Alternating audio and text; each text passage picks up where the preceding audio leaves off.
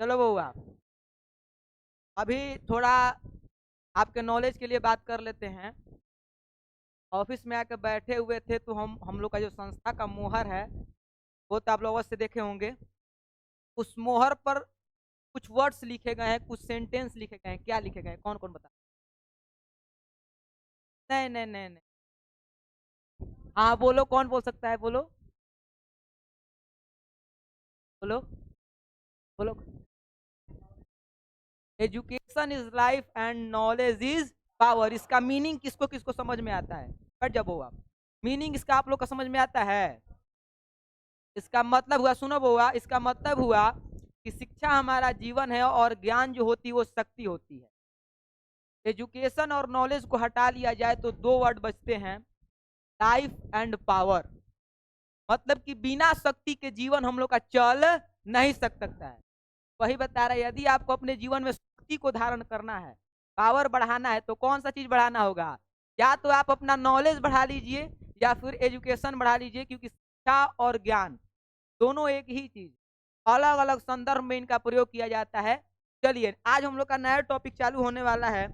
इससे पीछे हम लोग वर्ण विचार समाप्त कर चुके हैं। और आप देखिएगा कि वर्ण कितना जरूरी हो जाता है जब आप संधि को क्या करने चलते हैं, पढ़ने चलते हैं। अब इसमें केवल चर्चा जो होगी वो किसकी होगी? वर्ण की होगी।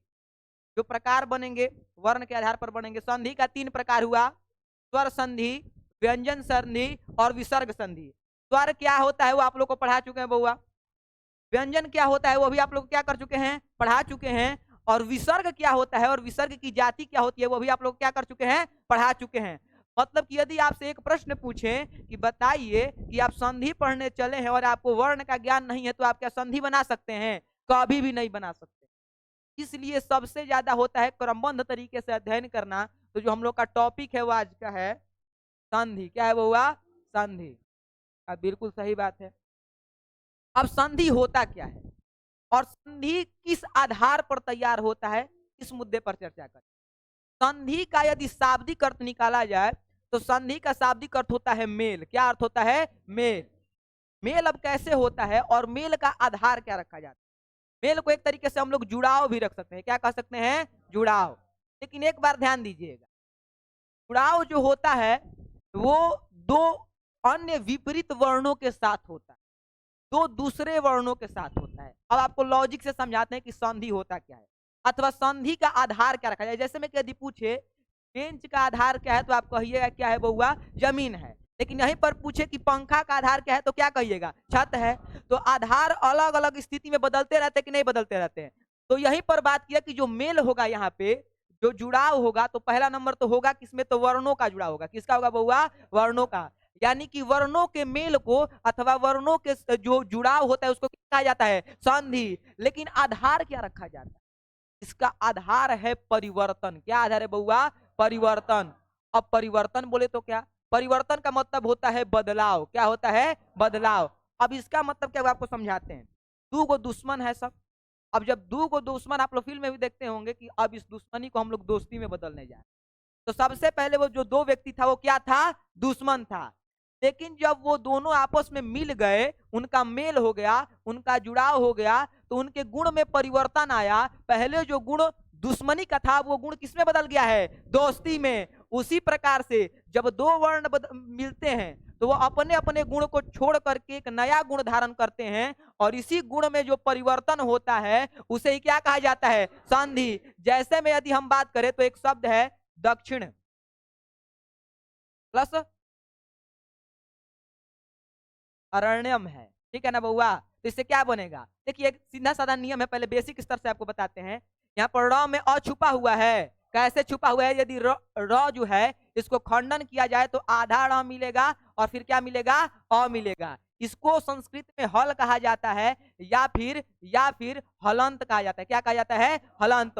और हलंत जिस भी वर्ण के अंत में अथवा नीचे लगता है तो उस वर्ण का मान आधा कर देता है। क्या कर देता है? आधा। तो ये जैसे में कि आप कोई भी बोलिए, जैसे में कि क बोलिए, तो जब क बोलिएगा तो उसमें अ का उच्चारण अपने आप ही हो जाता है। लेकिन आपको ध्यान दीजिएगा, लेकिन हम बोले स्कूल बोलिए, स्कूल बोलिएगा तो ये स चूंकि आधा है तो इसमें अ का उच्चारण कभी भी नहीं होगा। न्याय बोलिए, न्याय में जो है न तो बोला जाएगा लेकिन अ का उच्चारण नहीं होगा। आप जब स्मरण करिएगा तो पाइएगा। लेकिन ऐसे इसी सब देखिए इसमें क्या बोल रहे हैं, आप स्कूल बोल रहे हैं, आधा स बोल के निकल जा रहे हैं, लेकिन यहाँ पर स बोलिए, इसमें आपको अ बोलना ही पड़ेगा। मतलब कि यदि ये स है तो इसमें दो तथ्य मिले हुए हैं, एक हलंत लगा स और एक क्या लगा हुआ है अ। अब नियम कहता है यहाँ पर क्या कहता है बउआ दीर्घ संधि का कि अ धन अ बराबर क्या होता है आ होता है। तो ड़ में अ छुपा हुआ है कि नहीं, यहाँ पे अ छुपा हुआ है कि नहीं, और यहाँ पर क्या हो जाता है आ। तो आ की यदि मात्रा देखे तो आ का मात्रा होता है पाई।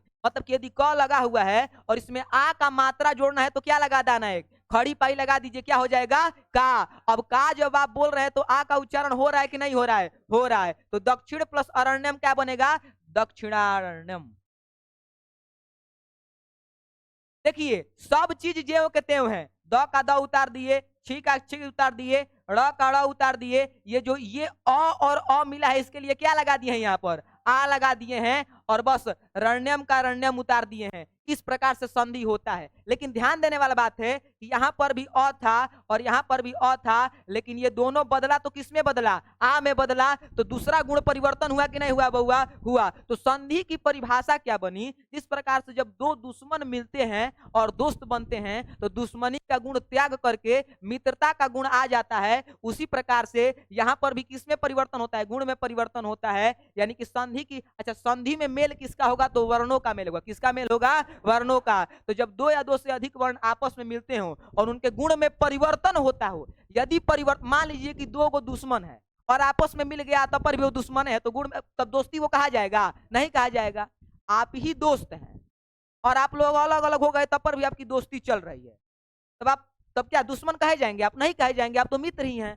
दो दुश्मन है, दोनों दुश्मन मित्र बन गया तब पर भी उसकी दुश्मनी चालू है। दोनों बंदूकें लेके साथ में बैठता है, अचानक के टान देता है एक दूसरे पर बंदूक, तो उस स्थिति में वो दोस्ती कही जाएगी, नहीं कहा जाएगी। इसी प्रकार से संधि में जो सबसे महत्वपूर्ण तथ्य है वो परिवर्तन है। क्या है बउआ, परिवर्तन। और आगे चल के आप देखिएगा कि स्वर संधि किस प्रकार से बनी, क्योंकि स्वरों में परिवर्तन हो रहा है तो इसलिए कौन सी संधि बनी, स्वर संधि। क्योंकि व्यंजनों में परिवर्तन हो रहा है तो कौन सी संधि बनी, व्यंजन संधि। क्योंकि विसर्ग में परिवर्तन हो रहा है इसलिए कौन सी संधि बनी, विसर्ग संधि। मतलब कि यहाँ पर मायने ये नहीं रखता है कि दो वर्ण मिल रहे हैं, उससे भी ज्यादा मायने ये रखता है कि वर्णों में परिवर्तन हो रहा है या नहीं, और वर्णों में परिवर्तन भी हो रहा है तो किस वर्ण में परिवर्तन हो रहा है। यदि स्वर वर्ण में परिवर्तन हो रहा है तो स्वर संधि, यदि व्यंजन वर्ण में परिवर्तन हो रहा है तो कौन सी संधि होगी, व्यंजन संधि। और यदि विसर्ग में कहीं से भी परिवर्तन हो रहा है तो कौन सी संधि होगी, विसर्ग संधि। किसी प्रकार का कोई दिक्कत, तो यदि संधि कोई पूछे तो क्या कहिएगा कि जब दो या दो से अधिक वर्ण आपस में मिलते हो और उनके गुण में क्या होता हो, परिवर्तन होता हो, तब उसे क्या कहा जाता है, संधि। क्या कहा जाता है, संधि। अब परिभाषा पूछता है कि बताइए, अब एमसीक्यू में देखिए ग्रामर से कभी भी परिभाषा नहीं पूछे, ये कभी नहीं पूछेगा कि वर्ण किसे कहते हैं। आपको बुक में या फिर सॉरी आपके पेपर में कभी नहीं पूछेगा कि वर्ण किसे कहते हैं, लेकिन वो ये जरूर पूछेगा कि व्याकरण की सबसे छोटी इकाई कौन सी है, वर्ण। और किसका टुकड़ा संभव नहीं है, वर्ण। वर्ण के कितने प्रकार होते हैं, दो। जो स्वतंत्र होता है क्या कहलाता है, जो अस्वतंत्र होता है क्या कहलाता है, जो स्वरों की सहायता से बोला जाता है क्या कहलाता है। ये सवाल आपसे पूछेगा। स्वर कितने प्रकार के होते हैं, तीन, ह्रस्व स्वर, दीर्घ स्वर और प्लुत स्वर। तो ये आपसे क्वेश्चन पूछेगा, परिभाषा नहीं पूछेगा। तो एमसीक्यू पर ध्यान देना है बउआ। यदि प्रश्न पूछे कि दो वर्णों का यदि आपस में मेल होता है तो क्या कहलाता है, यदि दो वर्णों के मिलने से गुण में परिवर्तन होता है तो क्या कहलाता है। स्वर संधि में किस वर्णों में परिवर्तन होता है, स्वर वर्ण में। स्वर पूछता है कि स्वर संधि में किन वर्णों में परिवर्तन होता है तो क्या कहेगा, स्वर में। और व्यंजन संधि में किस वर्ण में परिवर्तन होता है, व्यंजन में। और विसर्ग संधि में किस में परिवर्तन होता है, विसर्ग में। कोनो प्रकार के दिक्कत, लेक्चर खत्म। यही तो लेक्चर था, एक भी शब्द लिखवाए हैं, सारा चीज आपको याद है कि नहीं याद है। अब हमको केवल प्रैक्टिस करना। देखिए इस प्रकार से आप लोग का नोट्स बनवा देंगे। इस प्रकार से अभी हम हाथ से ही बना के लाए हैं, तो हम लोग खातिर इतना मेहनत तो कर ही के पड़ी, समझ आया कि नहीं बुआ। इस प्रकार से हाथ से बना के लाए, सब लोग के हाथ में चल जाई। और जितना जो है एक एक क्वेश्चन प्रैक्टिस करवाएंगे, जितना प्रीवियस ईयर का क्वेश्चन है भैया बोले आप 2019 से चालू कीजिएगा और 2022 तक लेके चलना है। और जितना क्वेश्चन प्रीवियस ईयर का पूछा हुआ है वो सब प्रैक्टिस करवा देना है, क्योंकि practice will make a perfect man. अरे पूज्य गुरुदेव महाराज क्या करते, practice will make a perfect man. जितना प्रयास कीजिएगा। सचिन तेंदुलकर ऐसा व्यक्ति था, मिल्खा सिंह जिन्हें फ्लाइंग सिंह कहा गया, तो कहने का मतलब वो लोग प्रैक्टिस से बने हुए व्यक्ति है। कैसे कि जब तक माठा के महल ना जाए तब तक ले घी ना निकली। बेसिक सा सिद्धांत है, हमारे सामान्य जीवन का है। तो संधि किसे कहते हैं? दो या दो से अधिक वर्णों का यदि मेल हो और उनके गुण में परिवर्तन हो तब उसे क्या कहा जाता है? संधि। चलिए सबसे ऊपर जो हेडिंग है बनाना है संधि, क्योंकि जो नया पॉइंट चालू हुआ है उसका नाम क्या है बउआ? संधि। लिखना है संधि प्रकरण।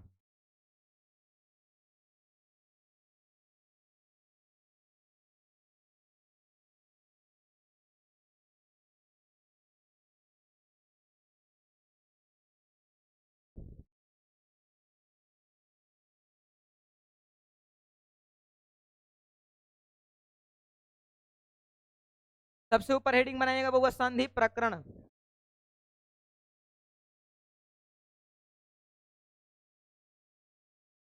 संधि प्रकरण चार बनाइए, लिखिए संधि।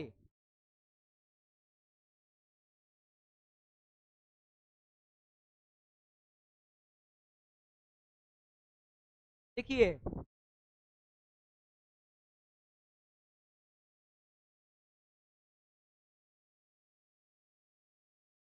यदि दो या दो से अधिक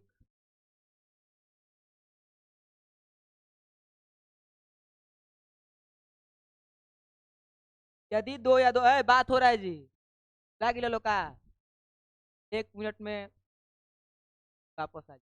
एक दिन गैप किए तो हई हाल बा, नहीं उठा रहे इसका मतलब ये नहीं है कि मारेंगे नहीं। वक्त बीतने की है, आप लोग भी आजादी मना लीजिए, अमृत काल मना लीजिए, उसके बाद तो 20 साल अबे करेगा।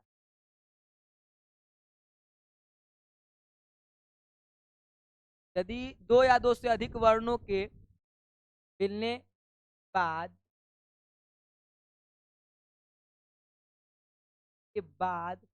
उनके गुणों में परिवर्तन होता है, परिवर्तन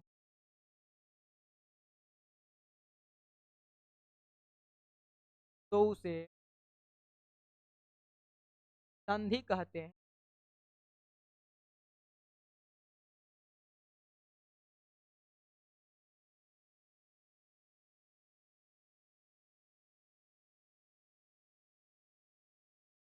यदि दो या दो से अधिक वर्णों के मिलने के बाद उनके गुणों में परिवर्तन शब्द पर जोर डालिएगा बउआ। परिवर्तन होता है तो उसे संधि कहते हैं, क्योंकि इसी परिवर्तन शब्द से आगे प्रकार बनेगा। और कौन कौन सा प्रकार बनेगा, किस प्रकार से आगे?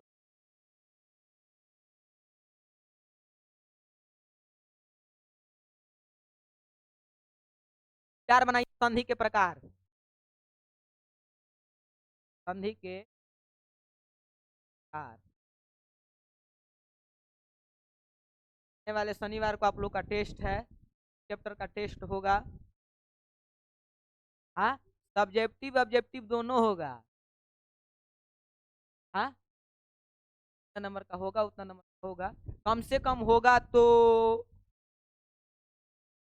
100 नंबर का कर, 100 नंबर। ऐसे कि 50 गो से कम तो एक एमसीक्यू निकलेगा नहीं। 3 गो चैप्टर है, अब क्या चाहते हैं कि 55 को काय को चैप्टर से निकाले? ऐसा संभव नहीं है। और क्वेश्चन आंसर भी डम के डालेंगे, इजी से इजी क्वेश्चन रहेगा, हार्ड से। हाँ, 2-2 नंबर का ऑब्जेक्टिव रहेगा। हाँ, शब्द सीमा भी निश्चित है, आप जितना अधिक लिख सकते हैं हमको उससे कोई प्रॉब्लम नहीं, लेकिन कम से कम लिखना है। कई गो हुआ 30 गो शब्द कम से कम आपको प्रयोग करना है, कम से कम 30 गो शब्द। अब गिन के आप लिखिए, जोड़ के लिखिए, घटा के लिखिए, कैसे भी करके लिखिए, कम से कम 30 गो शब्द का प्रयोग करना है। जैसे में कि आपको लिखना है कि राम आम खाता है, तो राम एगो शब्द हुआ, आम एगो शब्द हुआ, ऐसे करके कम से कम 30 गो शब्द का प्रयोग अवश्य करना है। हाँ, तो उसके लिए कोई प्रॉब्लम नहीं है, लेकिन जिसके लिए लिखने लायक है उसको तो आपको 30 शब्द में कम से कम प्रयोग करना है। और जो एक लाइन में पूरा हो जाएगा उसके लिए तो कोई प्रॉब्लम ही नहीं है। बाकी आप लोग को चैप्टर पढ़ा दिया गया है। चलिए संधि के प्रकार। अब संधि के कई लड़का हुआ, 3 लड़का हुआ। संधि का कितना लड़का हुआ? 3। पहला नंबर स्वर संधि। अब इसका परिभाषा कैसे तैयार होगा? यदि दो वर्ण आपस में मिले और यदि स्वर में परिवर्तन हो तो क्या कहलाता है? स्वर संधि। दूसरा नंबर लड़का के वो हुआ व्यंजन। यदि दो वर्ण आपस में मिले और किसमें परिवर्तन हो? व्यंजन में, तो कौन सा संधि? व्यंजन संधि। यदि कोई भी दो वर्ण आपस में मिले और कहीं से भी विसर्ग में परिवर्तन हो गया तो कौन सी संधि? विसर्ग संधि। चलिए बीचों बीच लिखिए पहले इसमें लिख लीजिए संधि के परिवर्तन के आधार पर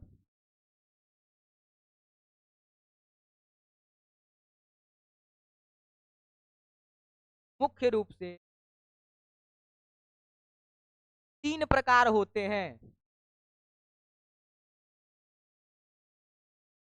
परिवर्तन के आधार पर जो इनका प्रकार बटा तो उसका आधार क्या रखा गया? परिवर्तन। इस शब्द को हमेशा याद रखिएगा, परिवर्तन, क्योंकि आगे जितना भी क्लास चलेगा वो परिवर्तन पर चलेगा।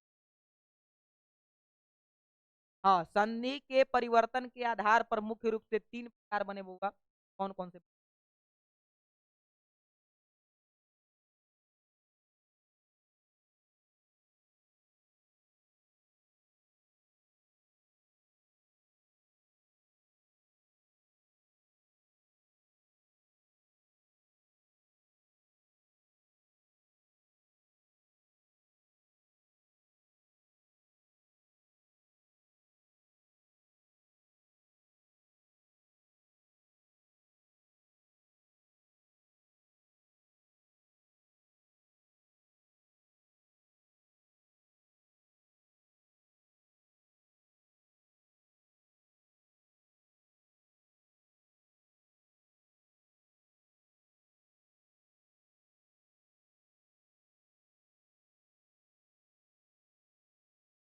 ग्राफ बनाइए, ग्राफ बनाइए।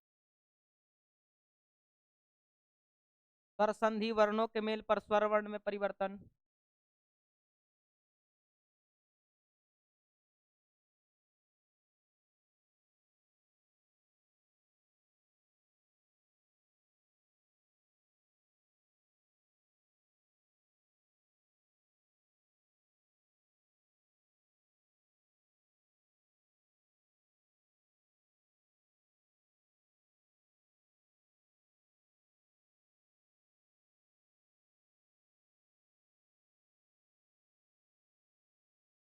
बस।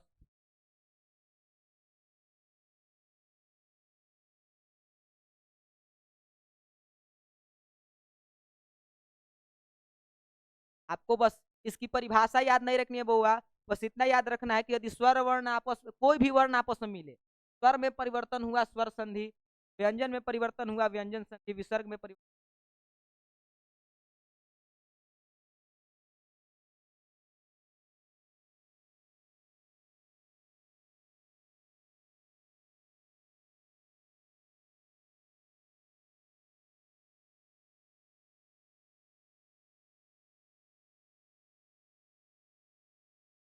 गुफ्तगू नहीं करना है वो है ओके वो दुख सुख रोए खातिर ताइल बड़ा लो नहीं क्या पाए हैं वही।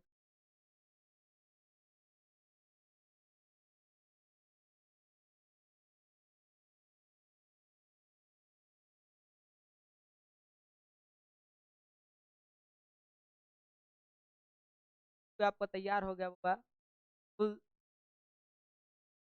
4 गो MCQ तैयार हुआ। पहला नंबर, यदि वर्ण आपस में मेल होते हैं अथवा वर्णों के मेल को क्या कहा जाता है? संधि। बशर्ते उनके गुणों में क्या होना चाहिए? परिवर्तन होना चाहिए। दो वर्ण यदि आपस में मिल और यदि स्वर में परिवर्तन हो रहा है तो वो कौन सी संधि होगी? यदि व्यंजन में परिवर्तन हुआ तो कौन संधि? और यदि विसर्ग में परिवर्तन हुआ तो कौन संधि? विसर्ग संधि। हम लोग स्वर संधि के 5 प्रकारों के बारे में चर्चा, एक एक प्रकार को डिफाइन करेंगे, प्रैक्टिस करेंगे, उस पर क्वेश्चंस को बनाएंगे। ये बात बोलेंगे बाबा, यदि संधि निकल गया तो आपको आगे चल के बहुत ज्यादा प्रॉब्लम होने वाला। कौन है जीरो?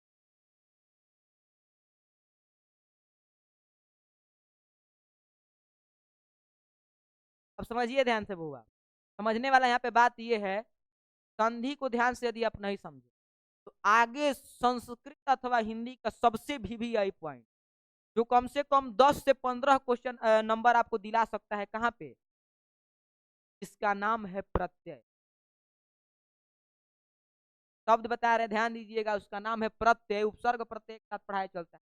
संधि नहीं समझ में आए तो आपका प्रत्यय, इसलिए संधि को तैयार कर लीजिए।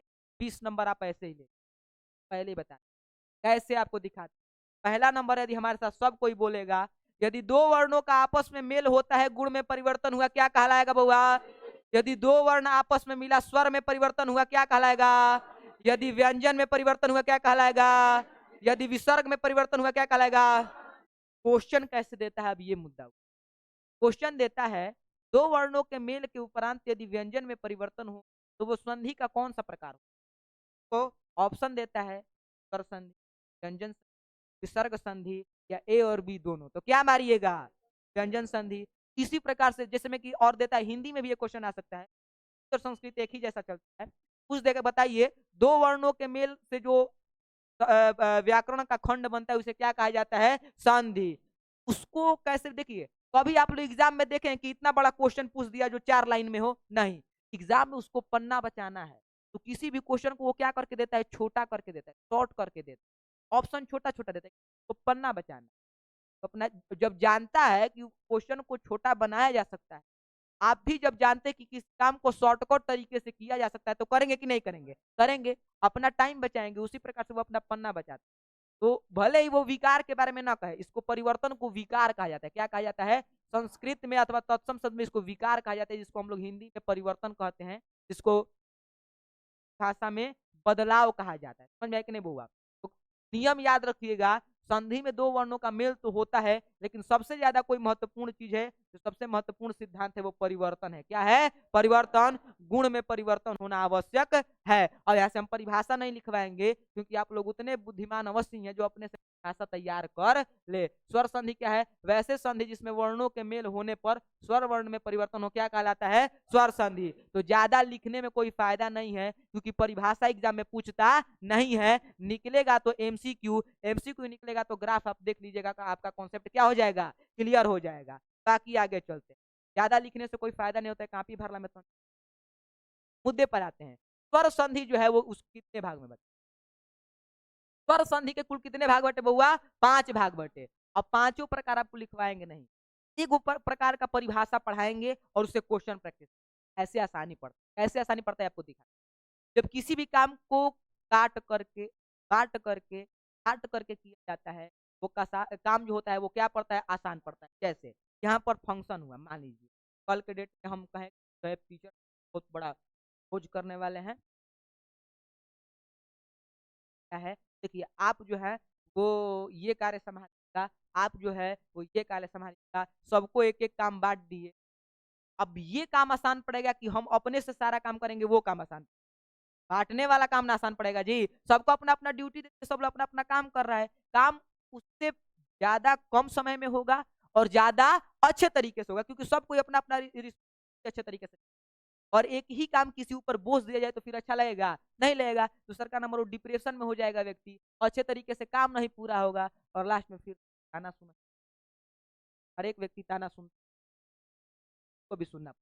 तो स्वर संधि के कुल कितने प्रकार हुआ? 5 गो। और पांचों एक बार लिखवा देंगे तो आप सोचिएगा 5 गो प्रकार, लेकिन एक एक प्रकार को पढ़ाते चलेंगे तो आपका क्लियर ना होता जाएगा जी। ऐसे आपको 5 दिखा दिया गया, अब आपको डर लग रहा है कि 5 गो है, बाप रे बाप, ये पढ़ने में तो बहुत ज्यादा प्रॉब्लम हो। और एक एक पढ़ाते चल रहे हैं आप, तो एगो क्लियर हो गया ना, अब इसको हटाइए। दूसरा आया, दूसरा क्लियर हो गया, हटाइए। तीसरा है, तीसरा क्लियर। अब एक व्यक्ति के सामने एक फॉर्म ले जाकर के भरने के लिए, जल्दी से भर के दे देंगे, के गांज दूंगा, जल्दी जल्दी भर देवे। गांजने का तो बात छोड़िए, कुछ दिन पहले पटना में एक काम से गए थे हमारे बाबूजी और हमारे भैया, उनके समक्ष फाइल आ गया था, उस पर केवल जानते हैं क्या करना था? सिग्नेचर करना था, अंगूठा लगाना था। एक लोन हुआ, तो उस पर उन लोग का हालत खराब हो गया। तो यदि कोई भी कार्य, छोटा सा भी काम है, और उसको यदि लाद दिया जाए तो फिर प्रॉब्लम होता है। स्वर संधि क्या कराता है बउआ? तो यदि दो वर्ण आपस में मिले और किसमें परिवर्तन हो? स्वर में। जैसा नाम वैसा काम, दो वर्ण आपस में मिले, परिवर्तन किसमें हो? स्वर में। तो कौन सी संधि होगी? स्वर संधि होगी। अब जो स्वर संधि का पहला प्रकार बनता है, एक नंबर पहले लिख लीजिएगा, स्वर संधि के प्रकार, और एक नंबर पॉइंट बना के लिखिएगा, दीर्घ संधि। दीर्घ संधि पर बना लीजिए, स्वर संधि, और एक नंबर पॉइंट दीर्घ संधि।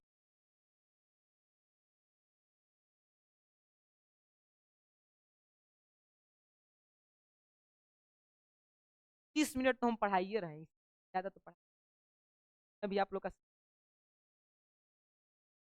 दीर्घ संधि क्या है? दीर्घ मतलब क्या होता है, अब इसको समझने का प्रयास करिए। जैसा नाम वैसा काम, नाम से परिभाषा निकलता है, रटंत विद्या करने वाला कोई इसमें मसला नहीं है। दीर्घ मतलब क्या होता है बउआ? बड़ा होता है। क्या होता है? इससे भी पहले आप लोगों ने देखा ह्रस्व स्वर और दीर्घ स्वर, तो उसी प्रकार से ये दीर्घ संधि। दीर्घ मतलब क्या होता है? बड़ा। इसका थ्योरी क्या कहता है? थ्योरी कहता है यदि दो समान स्वर आपस में मिले, यदि दो समान स्वर आपस में मिलेंगे तो उसका बड़ा हो जाएगा। क्या हो जाएगा? बड़ा। अब समान स्वर कौन कौन सा है?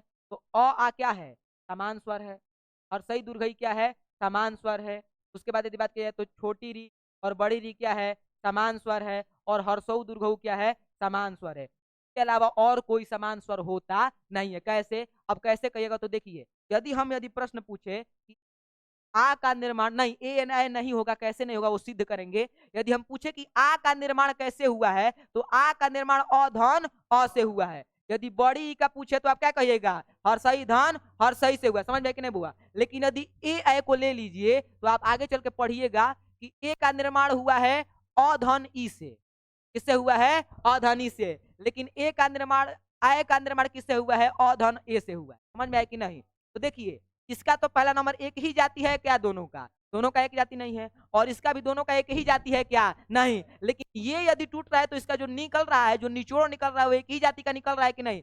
इसीलिए इसे समान स्वर कहा गया और इसे समान स्वर नहीं कहा गया। किसी प्रकार का कोई दिक्कत? तो यदि पूछे कि समान स्वर कौन कौन सा है, तो अ आ, हर्षई दुर्घई, छोटी री बड़ी री और हर्षऊ और दुर्घऊ। इसके अलावा कोई समान स्वर नहीं है। तो पूछ सकता है कि बताइए समान स्वरों की कुल संख्या कितनी है? तो 4। कितनी है? 4। और जब ये एक स्वर जब जुटते हैं तो इनकी संख्या 8 हो जाती है। कितनी हो जाती है? 8। मतलब कि यदि समान स्वरों की संख्या पूछी जाए तो 4, लेकिन समान स्वर कुल मूल रूप से कितने हैं, अथवा पहला पूछे कि जोड़ा कितना है तो 4 जोड़ा है।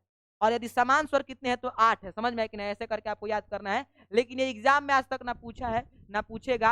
आपको बस यही समझाने के लिए इसको रखा गया है कि दीर्घ संधि किस प्रकार से बनती है। तो याद रखिएगा कि अब यहां से नियम बनता है। दीर्घ संधि का नियम क्या है बउआ? यदि दो समान स्वर एक साथ मिले तो उसका क्या हो जाएगा? दीर्घ हो जाएगा। क्या हो जाएगा? दीर्घ। अब जैसे मैं आपको दिखाते हैं, आप लोग हमेशा इस शब्द का प्रयोग करते हैं, विद्या प्लस आलय।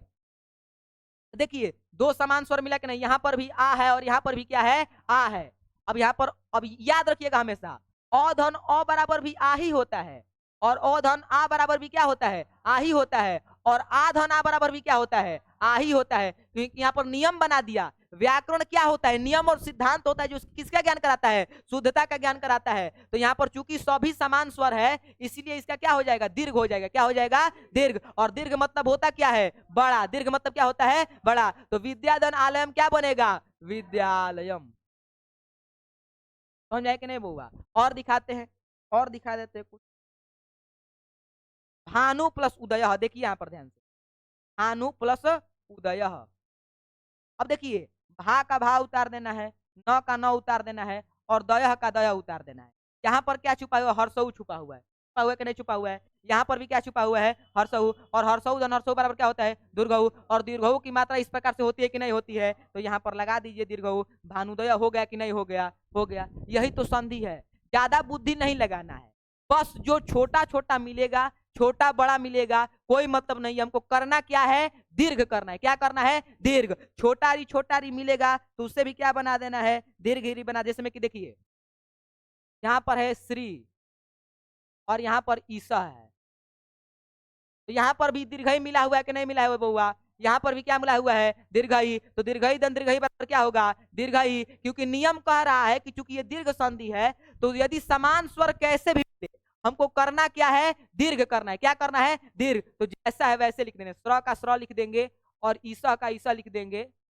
तो क्या, सॉरी ईसा नहीं लिखना है यहाँ पे, श्री का श्री लिख देना है। और चूंकि गुण में परिवर्तन करना है, क्या करना है बउआ? गुण में परिवर्तन करना है। तो यहाँ से ई हटेगा कि नहीं हटेगा? हटेगा, क्योंकि हमको गुण में परिवर्तन करना है। और यहाँ से भी ये हट जाएगा तो श्री सह केवल बन जाएगा। हालांकि इसके बारे में व्याख्या करेंगे, कल करेंगे, और जब आप लोग के हाथ में नोट्स ऐसा आ जाएगा तो इससे और भी अच्छे तरीके से समझ में आएगा। लेकिन अभी आप लोग को आ वाला बना के लाना है। तो कुछ क्वेश्चंस को आप लिख लीजिए ताकि आप बना सकते हैं। तो जैसे में कि महा प्लस अनुभव।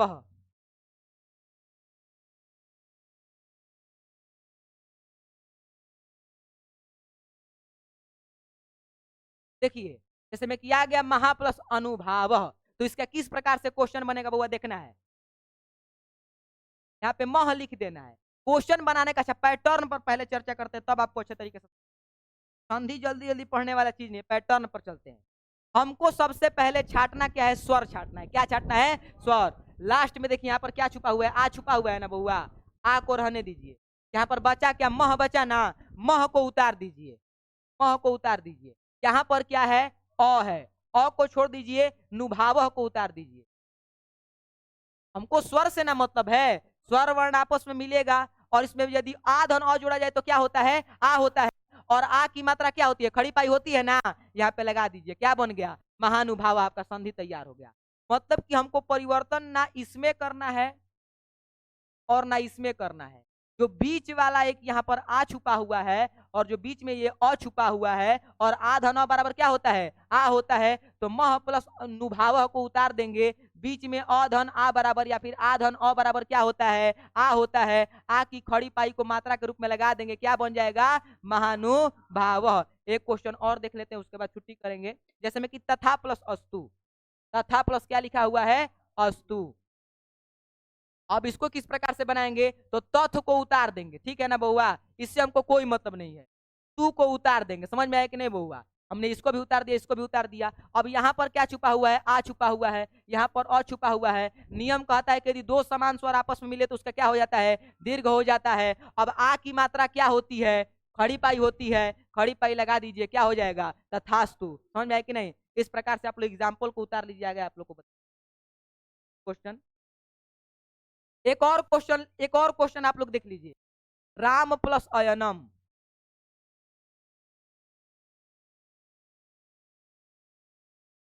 राम प्लस अयनम, कौन कौन इसका बता सकता है कि क्या होगा। राम प्लस अयनम कौन कौन बता सकता है, बता सकती हैं, और कोई बताओ तो क्या होगा। बहुत सुंदर, बैठ जाओ, देखो कैसे होगा। राम का हमको क्या कर देना है, राम लिख देना है।